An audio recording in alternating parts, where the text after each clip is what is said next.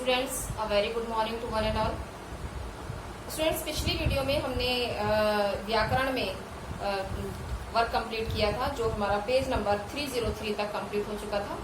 और इस वीडियो में आज हम अगला वर्क हम करेंगे, जिसका नाम है अशुद्ध वाक्यों को शुद्ध करना। तो इसमें आपको क्या करना होता है बच्चों, कि वाक्य तो इसमें कोई ऐसा नहीं है कि बहुत ज्यादा मिस्टेक्स होती हैं, लेकिन छोटी मोटी कोई अशुद्धि मिस्टेक ऐसी होती है जिसको हमें शुद्ध करके लिखना होता है। तो इसकी एक्सरसाइज हम करते हैं। पेज नंबर 307 पर आ जाइए आप लोग। मैं इसको रीड करती हूँ और करेक्ट सेंटेंस आपको बताऊंगी, आप अपनी बुक में लिखते जाइएगा। तो पहला सेंटेंस है, मैंने भी आपके साथ जाना है। तो बच्चों ये गलत वाक्य है, इसका सही वाक्य होगा मुझे भी आपके साथ जाना है। दूसरा वाक्य है, यहाँ शुद्ध गाय का दूध मिलता है। इसका सही वाक्य होगा यहाँ गाय का शुद्ध दूध मिलता है। कृपया मेरे घर आने की कृपा करें। बच्चों दो बार इसमें स्टार्टिंग में कृपया है, फिर बाद में कृपा भी लगा हुआ है, तो ये सही वाक्य नहीं है। इसका सही वाक्य होगा मेरे घर आने की कृपा करें। मैंने हस्ताक्षर कर दिया है। हस्ताक्षर हमेशा बहुवचन में होते हैं, तो इसका शुद्ध वाक्य होगा मैंने हस्ताक्षर कर दिए। कार्यक्रम में अनेकों लोग उपस्थित थे। अनेकों नहीं बच्चों, अनेक लोग। कार्यक्रम में अनेक लोग उपस्थित थे, तो ये इसका शुद्ध वाक्य होगा। उस पुराने मकान के गिरने की आशंका है। आशा है, इसको आशा नहीं आशंका आ जाएगा। उस पुराने मकान के गिरने की आशंका है। मेरा माताजी बीमार है। इसमें हो जाएगा मेरी माताजी बीमार है। मैं मेरा काम कर रहा हूँ। इसका सही वाक्य होगा मैं अपना काम कर रहा हूँ। दादाजी आओ खाना खा लो। इसका शुद्ध वाक्य होगा दादाजी आइए खाना खा लीजिए। अब नेक्स्ट पेज पर होगा इसका, पेज नंबर 308। कुछ वाक्य इसके नेक्स्ट पेज पर हैं, तो देखिए कि बच्चे सड़क में खेल रहे हैं। बच्चों इसका शुद्ध वाक्य होगा बच्चे सड़क पर खेल रहे हैं। अरे बालको दीवार पर मत लिखो। इसका शुद्ध वाक्य होगा अरे बालको दीवार पर मत लिखो। इसमें जो वाक्य दिया गया है इसमें नहीं है अरे बालको दीवार पर नहीं लिखो। शुद्ध वाक्य में हो जाएगा अरे बालको दीवार पर मत लिखो। नेक्स्ट सेंटेंस है, हम कल ही आपसे कह दिए थे। हम कल ही आपसे कह दिए थे। इसका शुद्ध वाक्य होगा हमने कल ही आपसे कह दिया था। नेक्स्ट है, यहाँ ताजा गन्ने का रस मिलता है। ताजा गन्ने का नहीं, गन्ने का ताजा रस मिलता है। यहाँ गन्ने का ताजा रस मिलता है। उसने संतोष का सांस लिया। उसने संतोष की सांस ली। मैं इस बात को पुनः दोहराता हूँ। मैं इस बात को दोहराता हूँ, क्योंकि दोहराना और पुनः ये दोनों एक साथ नहीं आएंगे। हम दोनों के बीच शत्रुता हो गई। हम दोनों में शत्रुता हो गई। उसने मुझे मुंबई घुमाई। तो इसका शुद्ध वाक्य होगा उसने मुझे मुंबई घुमाया। विंध्याचल पर्वत को लांघना पड़ा। लांघना नहीं बच्चों, पार करना पड़ा। विंध्याचल पर्वत को पार करना पड़ा। भीष्म आजन्म तड़पते रहे। तो इसमें आ जाएगा आजीवन। भीष्म आजीवन तड़पते रहे। नाव से डूबते समय केवट पानी में कूद पड़ा। तो इसका करेक्ट सेंटेंस हो जाएगा नाव के डूबते समय केवट पानी में कूद पड़ा। वो लोग दिल्ली में नहीं रहते हैं। वो लोग नहीं, वे लोग दिल्ली में नहीं रहते हैं। मुनीश मेरा बालक है। इसका करेक्ट सेंटेंस होगा मुनीश मेरा पुत्र है। सागर के अंदर पानी भरा है। सागर में पानी भरा है। वह मेरे को बुला रहा है। वह मुझे बुला रहा है। साहित्य और समाज में घोर संबंध है। साहित्य और समाज में गहरा संबंध है। वह कलाकार आदमी है। वह कलाकार है। फूलों की लाल माला मुझे पसंद है। मुझे लाल फूलों की माला पसंद है। ये इसका करेक्ट सेंटेंस हो जाएगा। पंडित नेहरू का राष्ट्र आभारी रहेगा। इसका करेक्ट सेंटेंस होगा राष्ट्र पंडित नेहरू का आभारी रहेगा। रामनाथ तुम्हारे से नहीं डरता। सही वाक्य होगा रामनाथ तुमसे नहीं डरता। उसकी सौजन्यता से यह काम हुआ। उसके सौजन्य से यह काम हुआ। कृष्णा की बात जो उसने सुषमा से की थी मेरे बारे में थी। तो कृष्णा द्वारा कही गई बात, कृष्णा द्वारा सुषमा से की गई बात मेरे बारे में थी। इसका करेक्ट वाक्य हो जाएगा कृष्णा द्वारा सुषमा से की गई बात मेरे बारे में थी। तुम सबसे सुंदरतम हो। सबसे सुंदरतम नहीं बच्चों, सबसे सुंदर। तुम सबसे सुंदर हो। तुम, या फिर इसको ऐसे लिख सकते हैं, तुम सुंदरतम हो, क्योंकि एक ही आएगा। सबसे का मतलब होता है सब में श्रेष्ठ, और सुंदरतम का भी मतलब है श्रेष्ठ। आपकी बात सुनकर मैं विस्मय हूँ, विस्मय नहीं बच्चों, इसमें आएगा विस्मित हूँ। मैं आपकी बात सुनकर मैं विस्मित हूँ। तुमने यह काम करा, छी, छी, तुमने यह काम किया। छी के बाद विस्मयादिबोधक चिन्ह आ जाएगा और बाद में पूर्ण विराम आ जाएगा लास्ट में। दोनों में केवल यही अंतर है, दोनों में केवल यही भिन्नता है। वह 11वीं कक्षा में पढ़ता है, ये वाक्य है आपका। इसका करेक्ट वाक्य होगा वह 11वीं कक्षा में पढ़ता है। तुम मेरे मित्र हो, मैं आपको गलत राय नहीं दे सकता। इसका सही वाक्य होगा तुम मेरे मित्र हो, इसलिए मैं आपको गलत राय नहीं दे सकता। क्या आप चारों वेदों के नाम जानते हो? तो इसका सही वाक्य होगा क्या आप चारों वेदों के नाम जानते हैं? तेरे को प्रधानाचार्य ने बुलाया है, तुम्हें प्रधानाचार्य ने बुलाया। वह छत से गिर गया, वह छत पर से गिर गया, ये वाक्य है इसमें लिखा हुआ। इसका सही वाक्य होगा, शुद्ध वाक्य होगा वह छत से गिर गया। तो बच्चों ये हमारा वाक्य शोधन का जो चैप्टर था ये कंप्लीट हो गया है यहाँ। और नेक्स्ट हमारा लेसन है विराम चिन्ह। इसमें बहुत ज्यादा करने के लिए नहीं है, सिर्फ 4-5 सेंटेंसेस है, ये आप खुद कर सकते हैं होमवर्क में। तो विराम चिन्ह आपने 7th क्लास में भी पढ़ा है, 8th क्लास में भी पढ़ा है कि विराम चिन्ह किसे कहते हैं, जहां पर हमें वाक्य में कुछ देर बाद विराम देना चाहिए, जिससे हमारी भाषा प्रभावित होती है। हमें एक साथ पूरा वाक्य, पूरा सेंटेंस या पूरी बात अपनी जो हम कह रहे हैं वो एक साथ नहीं बोलनी चाहिए। इसका जो है प्रभाव अच्छा नहीं पड़ता है सामने वाले पर। जब हम अपनी बात में विराम देंगे, बीच बीच में रुकेंगे जहां पर हमें रुकना चाहिए, तभी हमारी बात स्पष्ट रूप से दूसरे की समझ में आती है। विराम का अर्थ है रुकना या ठहरना या विश्राम लेना। बोलते समय वक्ता को अपनी बात को स्पष्ट करने के लिए बीच बीच में कुछ स्थानों पर रुकना पड़ता है। लिखते समय उन स्थानों को प्रकट करने के लिए कुछ विशेष चिन्हों का प्रयोग किया जाता है और उन्हीं चिन्हों को हम विराम चिन्ह कहते हैं। तो ये हमारे नीचे आप देख सकते हैं, इसमें विराम चिन्ह दिए गए हैं। 12 काइंड सेंस की 12 प्रकार के विराम चिन्ह इसमें दिए गए हैं। आप इसको पढ़ सकते हैं, आपका पढ़ा हुआ है बहुत अच्छे से। और इन्हीं विराम चिन्हों के द्वारा ये आपकी एक्सरसाइज आपको कंप्लीट करनी है, ये आप कर सकते हैं। और मुहावरे और लोकोक्तियां ये भी आपको स्वयं ही करनी है, क्योंकि सारी ही लर्न करनी है आपको, मुहावरे भी और लोकोक्तियां भी, क्योंकि एग्जाम्स में फुल सिलेबस है आपका, इसलिए आपको सारी लोकोक्तियां और मुहावरे लर्न करने हैं। इसके साथ ही हमारा व्याकरण का सिलेबस कंप्लीट हो गया है। मैंने आपको कुछ जो है प्रस्ताव लेखन लिखने के लिए दिए हैं, कुछ पत्र लिखने के लिए दिए हैं, तो वो आप अपनी कॉपी में, जो व्याकरण की कॉपी मैंने आपको बनवाई है, वो उसमें लिखते रहिएगा। और साथ ही साथ व्याकरण की वीडियो, जो व्याकरण की नहीं, व्याकरण या साहित्य जो भी है, वीडियो में बनाऊंगी, आपको होमवर्क कुछ ना कुछ देती रहूंगी। और इसके साथ ही अब हम हिंदी साहित्य का जो हमारा एक चैप्टर बचा हुआ है उसकी हम रीडिंग करते हैं। तो हिंदी साहित्य की बुक आप निकाल लीजिए, हम उसकी रीडिंग करेंगे। तो बच्चों ये हमारी हिंदी साहित्य की स्मॉल बुक है, टेक्स्ट बुक, इसको निकाल लीजिए आप। आज हम इसका एक लेसन हमारा बचा हुआ है, लेसन नंबर 4 नेताजी का चश्मा, आज हम इसको पढ़ेंगे। तो उससे पहले हम थोड़ा लेखक के बारे में पढ़ें तो बेहतर होगा कि स्वयं प्रकाश का जन्म, इसके लेखक स्वयं प्रकाश हैं, स्वयं प्रकाश जी हैं, नेताजी का चश्मा चैप्टर के। तो इनके बारे में पढ़ते हैं। स्वयं प्रकाश जी का जन्म 20 जनवरी 1947 को मध्य प्रदेश के इंदौर नामक शहर में हुआ। आजकल आप भोपाल में रहकर साहित्य सृजन कर रहे हैं तथा वसुधा पत्रिका के संपादन से जुड़े हैं। स्वयं प्रकाश जी एक सशक्त उपन्यासकार तथा कहानीकार हैं। अब तक उनके 13 कहानी संग्रह प्रकाशित हो चुके हैं, उन्होंने ये जो कहानियां लिखी हैं उसके बारे में बताया गया है। इनमें सूरज कब निकलेगा, आएंगे अच्छे दिन भी तथा आदमी जात का आदमी बहुचर्चित है। कुछ मुख्य कहानियों के नाम दिए गए हैं इसमें। इनकी कहानियों का अनुवाद रूसी भाषा में भी हुआ है। उनके विनय और ईंधन उपन्यास का भी अत्यंत लोकप्रिय है। हमसफरनामा इनके रेखा चित्रों का संकलन है। इन्हें वर्ष 2011 के प्रतिष्ठित आनंद सागर कथाक्रम सम्मान से सम्मानित किया गया। इन्हें राजस्थान साहित्य अकादमी के रांगेय राघव पुरस्कार से भी सम्मानित किया गया था। पहल सम्मान, बनमाली पुरस्कार आदि से भी इनको सम्मानित किया गया है। इनकी कहानियों में वर्ग शोषण के विरुद्ध चेतना है। तो ये हमने जानकारी ली स्वयं प्रकाश जी के बारे में। आइए अब चलते हैं चैप्टर नंबर 4 नेताजी का चश्मा। ये देखिए चैप्टर नंबर 4 है नेताजी का चश्मा।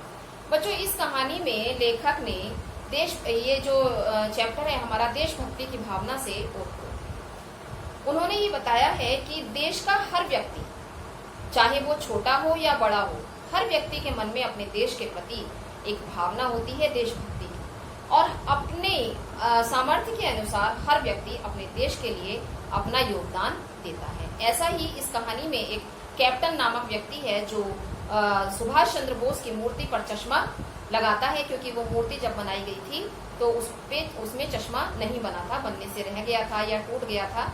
ये इसमें कुछ ऐसा नहीं बताया गया है। तो कैप्टन जो है, कैप्टन नामक व्यक्ति, वो बहुत गरीब है, चश्मे बेचने का उसका काम है। तो वो उसमें नेताजी के जो स्टैचू है बनाया गया, वो उस पर चश्मा लगा देता है अपने पास से, अपने अकॉर्डिंग जो भी वो लगाना चाहता है लगा देता है। तो वो उसी तरह से अपने देश के प्रति, उसके अंदर देशभक्ति है, उसी तरह से अपना योगदान दे रहा है देशभक्ति की भावना में। लेकिन कुछ लोग उसका उपहास करते हैं, मजाक बनाते हैं। तो ऐसे लोगों के बारे में लेखक ने कहा है कि हमें ऐसे लोगों का उपहास नहीं करना चाहिए। और क्योंकि हर व्यक्ति अपनी सामर्थ्य के अनुसार जो है वो उसमें अपना योगदान देता है। तो आइए पढ़ते हैं कहानी को। पेज नंबर है हमारा 20, नेताजी का चश्मा। हालदार साहब को हर 15वें दिन कंपनी के काम के सिलसिले में उस कस्बे से गुजरना पड़ता था। कस्बा बहुत बड़ा नहीं था जिसे पक्का मकान कहा जा सके। छोटा सा एक कस्बा, टाउन एरिया था जिसमें बहुत ज़्यादा कुछ नहीं था, बहुत बड़ा नहीं था, जिसे पक्का मकान कहा जा सके वैसे कुछ ही मकान, और जिसे बाजार कहा जा सके वैसा एक ही बाजार था। उसमें बहुत ज़्यादा पक्के मकान भी बने हुए नहीं थे, और बाजार के नाम पर केवल एक ही छोटा सा बाजार था। कस्बे में एक लड़कों का स्कूल, एक लड़कियों का स्कूल, एक सीमेंट का छोटा सा कारखाना, 2 ओपन एयर सिनेमा घर और एक ठो नगर पालिका भी थी। मीन्स कस्बा छोटा सा था जैसे वो, तो उसमें एक लड़कों का स्कूल था शिक्षा के लिए, एक लड़कियों का स्कूल था, और एक सिनेमा घर था, एक सीमेंट का छोटा सा कारखाना, और एक थी नगर पालिका।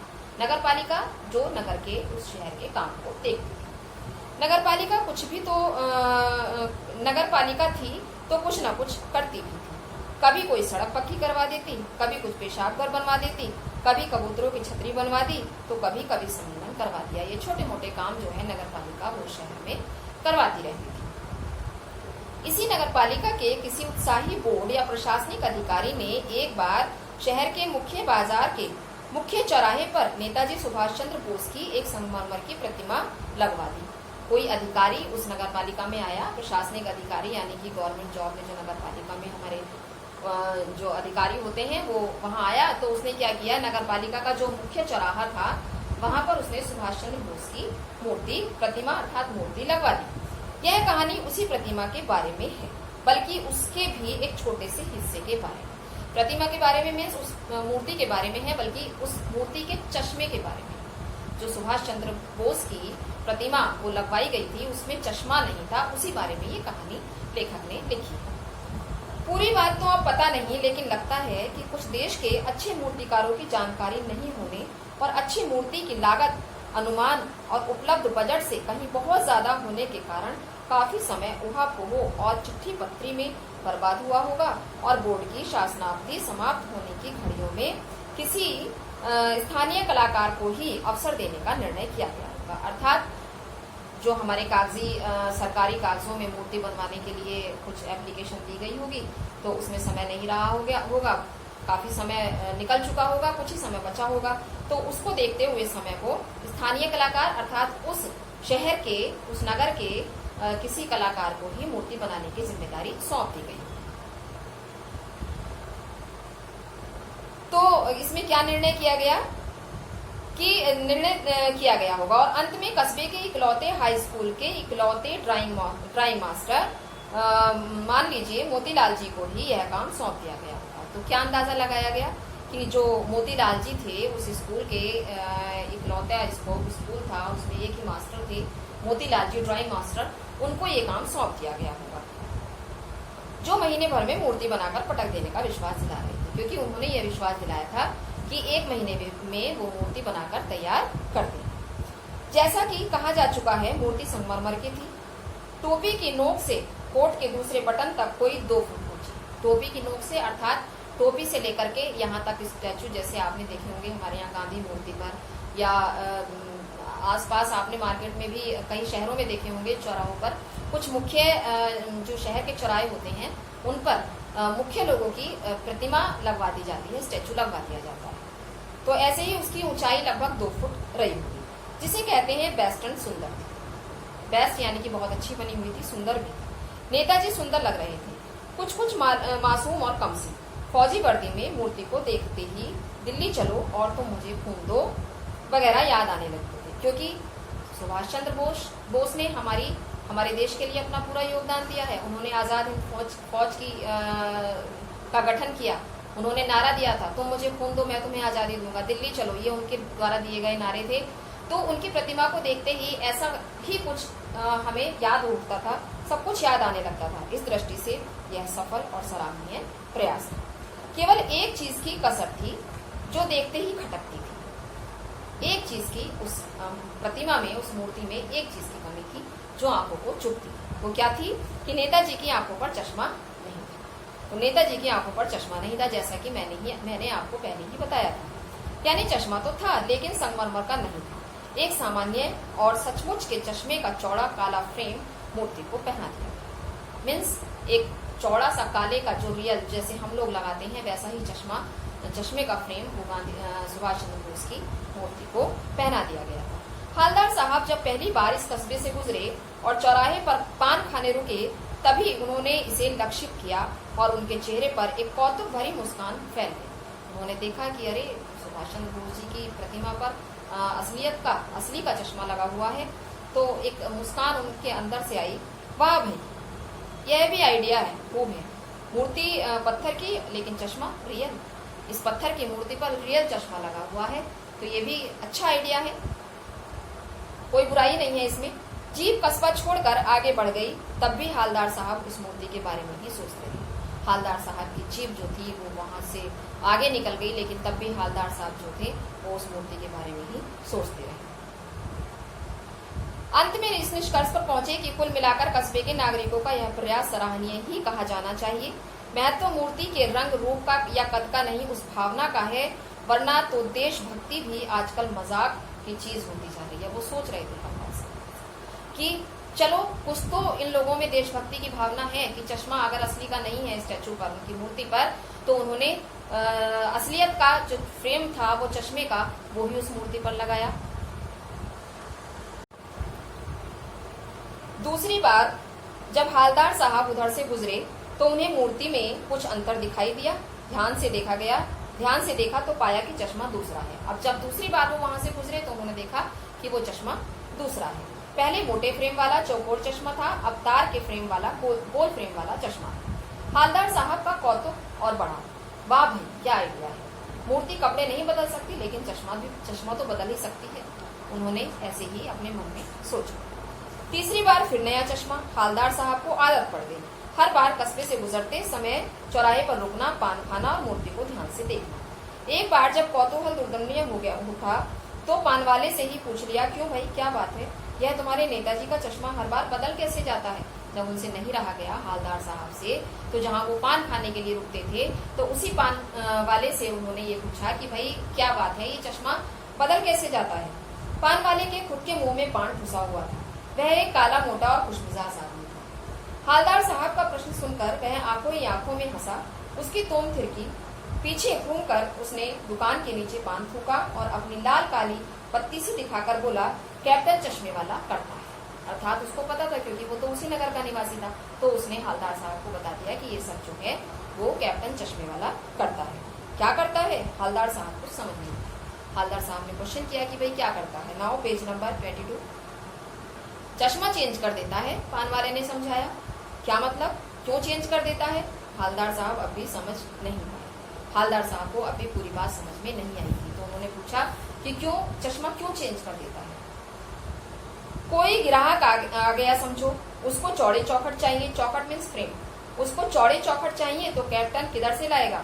तो उसको मूर्ति वाला दे दिया और उधर दूसरा बिठा दिया। अर्थात उसने समझाया हवलदार साहब को कि सपोज कोई ग्राहक आ गया, वो चश्मे बेचता है और कोई ग्राहक आ गया तो उसको वो चश्मा चाहिए जो फ्रेम पर उस पर मूर्ति पर लगा हुआ है। तो वो क्या करता है कि मूर्ति से वो चश्मा निकाला और वो उस ग्राहक को दे दिया और मूर्ति पर दूसरा चश्मा लगा दिया। अब हवलदार साहब को कुछ बात समझ में आई। एक चश्मे वाला है जिसका नाम कैप्टन है, उसे नेताजी की बगैर चश्मे वाली मूर्ति बुरी लगती है, बल्कि आहत करती है, मानो चश्मे के बगैर नेताजी को असुविधा हो रही है। इसीलिए वह अपनी छोटी सी दुकान में उपलब्ध गिने चुने फ्रेमों में से एक नेताजी की मूर्ति पर फिट कर देता है। लेकिन जब कोई ग्राहक आता है और उसे वैसे ही फ्रेम की दरकार होती है जैसा मूर्ति पर लगा है, तो कैप्टन चश्मे वाला मूर्ति पर लगा फ्रेम संभवतः नेताजी से क्षमा मांगते हुए लाकर ग्राहक को दे देता है और बाद में नेताजी को दूसरा फ्रेम लौटा देता है। वाह भाई हो, क्या आइडिया है। तो उन्होंने सोचा कि ये कैप्टन जो है चश्मे वाला, ये क्या करता है कि जब कोई ग्राहक आता है तो सुभाष चंद्र बोस से माफ़ी मांगकर उनका चश्मा उतार लेता है, फ्रेम उतार लेता है और वो ग्राहक को दे देता है और ग्राहक को देने के बाद दूसरा फ्रेम उठा करके मूर्ति पर लगा देता है। लेकिन भाई एक बात अब भी समझ में नहीं आई। हवलदार साहब ने पान वाले से फिर पूछा, नेताजी का ओरिजिनल चश्मा गया। अब हवलदार साहब ये सोच रहे थे कि ये तो चलो कैप्टन चश्मे वाला लगा देता है, लेकिन जो उनका रियल चश्मा था, असली चश्मा था, वो कहाँ गया। पान वाला दूसरा पान मुंह में ठूस चुका था। दोपहर का समय था, दुकान पर भीड़ भाड़ अधिक नहीं थी। वह फिर आंखों ही आंखों से में हंसा, उसकी तोंथे की कत्थे की डंडी फेंक पीछे मुड़कर उसने नीचे पीक ठोकी और मुस्कुराता हुआ बोला, मास्टर बनाना भूल गए। उसने बताया कि जिसने भी ये स्टैचू बनाया था वो उस समय जब ये मूर्ति बनाई थी तो वो भूल गया था।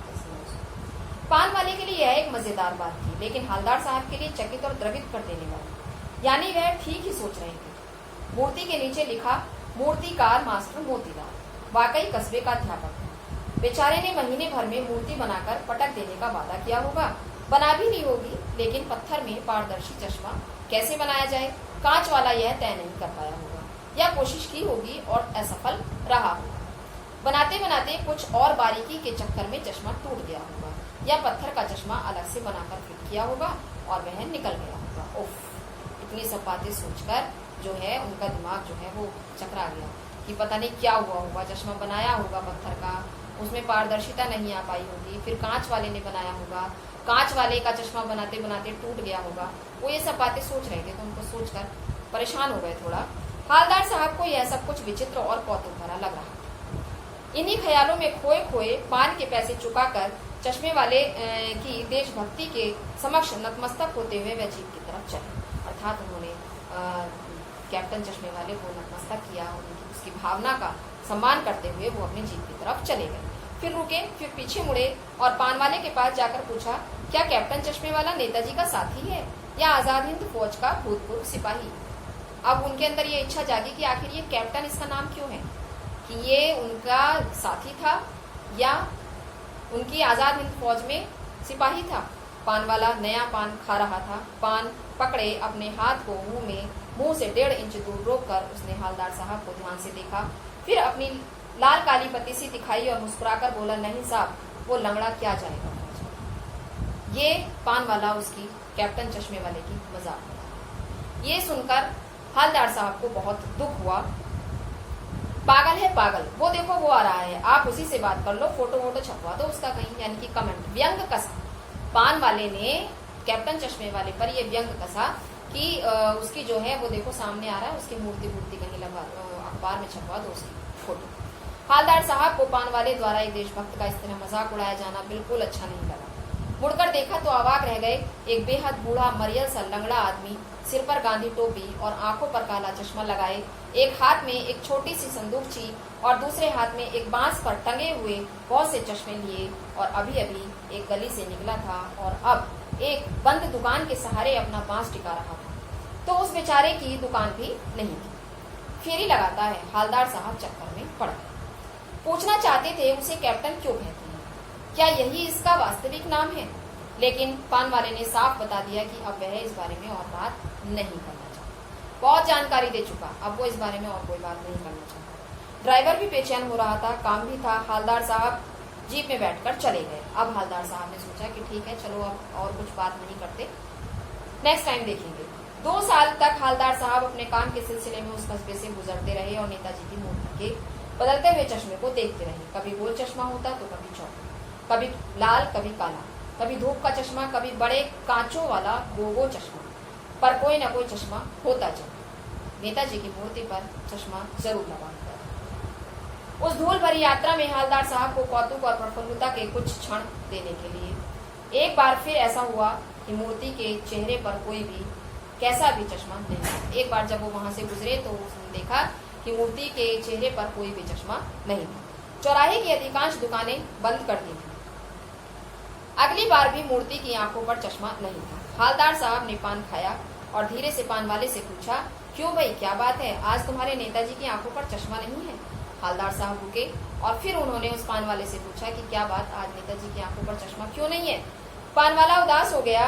उसने पीछे मुड़कर मुंह का पान नीचे थूका और सिर झुकाकर अपनी धोती के सिरे से आंखें पोंछता हुआ बोला, साहब कैप्टन मर गया। उसने बताया कि साहब कैप्टन मर गया, जो रोज नेताजी की आंखों पर चश्मा लगाता था। और कुछ नहीं पूछ पाए हवलदार साहब, कुछ पल चुपचाप खड़े रहे, फिर पान के पैसे चुकाकर जीप में आकर बैठ गए और रवाना हो गए। बार बार सोचते क्या होगा उस कौम का जो अपने देश की खातिर घर गृहस्थी जवानी जिंदगी सब कुछ होम कर देने वालों पर भी हंसती है और अपने लिए बिकने के मौके ढूंढती है। यहाँ थोड़ा हवलदार साहब इमोशनल हो गए उस पान वाले के बारे में सोचकर कि देखिए ऐसे भी लोग हैं जो ऐसे लोगों का मजाक बनाते हैं जो देश के लिए अपना सब कुछ न्यौछावर अपनी जान तक देने के लिए तैयार है, और वो खुद को नहीं देखते, जो खुद को बेच देते हैं कुछ पैसों के लिए अपने देश से गद्दारी करते हैं। 15 दिन बाद फिर उसी कस्बे से गुजरे। कस्बे में घुसने से पहले ही ख्याल आया कि कस्बे की हृदय स्थली में सुभाष की प्रतिमा अवश्य ही प्रतिष्ठापित होगी, लेकिन सुभाष की आंखों पर चश्मा नहीं होगा। अब वो 15 दिन बाद वहां से गुजर रहे थे तो उनके मन में ये बात आई कि भले ही मैं इधर से जा रहा हूँ, मूर्ति तो होगी लेकिन मूर्ति पर चश्मा नहीं होगा, क्योंकि कैप्टन चश्मे वाला मर चुका था, क्योंकि मास्टर बनाना भूल गया और कैप्टन मर गया। आज वहां रुकेंगे नहीं, पान भी नहीं खाएंगे, मूर्ति की तरफ देखेंगे भी नहीं, सीधे निकल जाएंगे। ड्राइवर से कह दिया चौराहे पर नहीं रुकना, आज बहुत काम है, पान आगे कहीं खा लेंगे। लेकिन आदत से मजबूर आंखें चौराहा आते ही मूर्ति की तरफ उठ गई और जैसे ही हवलदार साहब उस चौराहे से गुजरे तो मूर्ति की तरफ उनकी आंखें यकायक अपने आप ही उड़ गईं, क्योंकि वो जब भी वहां से गुजरते थे मूर्ति को देखते जरूर। कुछ ऐसा देखा कि चीखे, रोको। जब जीप वहां से गुजर रही थी तो उन्होंने ड्राइवर से कहा जीप को रोको। जीप स्पीड में थी, ड्राइवर ने जोर से ब्रेक मारी, रास्ता चलते लोग देखने लगे। जीप रुकते न रुकते हवलदार साहब जीप से कूदकर तेज तेज कदमों से मूर्ति की तरफ लपके और उसके ठीक सामने जाकर अटेंशन में खड़े हो गए। मूर्ति के सामने जाकर अटेंशन में खड़े हो गए। क्यों? क्योंकि मूर्ति की आंखों पर सरकंडे से बना छोटा सा चश्मा रखा हुआ था, जैसा बच्चे बना लेते हैं। अर्थात मूर्ति की आंखों पर एक छोटा सा सरकंडा, एक लकड़ी होती है जिसकी लेयर उतार करके उसको गोल गोल राउंड करके उसका बच्चे चश्मा बना लेते हैं। ये सड़क के किनारे पर लगी होती है ये घास, सरकंडे की घास। तो वही चश्मा सुभाष चंद्र बोस की आंखों पर लगा हुआ था। हवलदार साहब भावुक हैं, इतनी सी बात पर उनकी आंखें भर आई। क्यों? क्योंकि उन्होंने सोचा कि आज कैप्टन चश्मे वाला अगर नहीं है तो देशभक्ति की भावना मर नहीं गई कैप्टन के साथ। आज उसके बाद भी इन छोटे छोटे बच्चों में जो अपने देश के लिए अपनी सामर्थ्य के अनुसार योगदान दे रहे हैं, तो अपने देश के लिए नेताजी सुभाष चंद्र बोस का सम्मान करते हुए उनकी आंखों पर चश्मा नहीं है, इसीलिए एक छोटा सा सरकंडे की लकड़ी का चश्मा बनाकर उन्होंने उसकी आंखों पर लगा दिया। तो मस्तक हो जाते हैं ऐसे लोगों के लिए जिनके अंदर अपने देश के लिए भावना, देशभक्ति की भावना भरी हुई है। तो इसी के साथ ये चैप्टर हमारा यहाँ कंप्लीट होता है बच्चों, और नेक्स्ट वीक वीडियो में मैं आपको इसके क्वेश्चन आंसर्स कराऊंगी। और इस चैप्टर को मेरे पढ़ाने के बाद आप एक बार खुद से रीड जरूर कर लेना बच्चों, क्योंकि क्वेश्चन आंसर्स आपको पता है, मैंने पहले भी बताया था कि वर्कबुक के नहीं आते हैं, वो इसी पर बेस्ड आएंगे आपके लेसन पर, लेकिन वो सेम क्वेश्चंस नहीं होंगे, उनकी लैंग्वेज थोड़ी चेंज होती है। तो आप अगर लेसन अच्छे से पढ़ेंगे डीपली उसको, तो आप इजीली उसके क्वेश्चन आंसर्स कर देंगे, आपको कोई प्रॉब्लम नहीं आएगी। तो तब तक के लिए थैंक यू।